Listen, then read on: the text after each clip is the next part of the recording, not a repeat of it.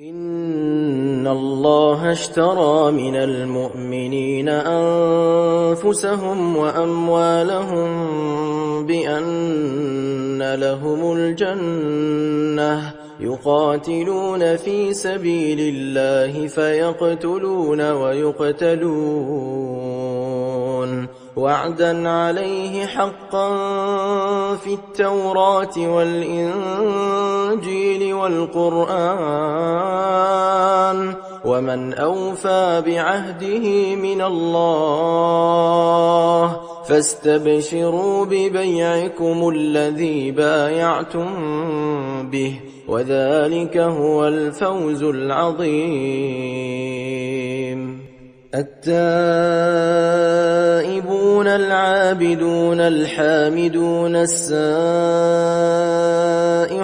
الراكعون الساجدون الآمرون بالمعروف والناهون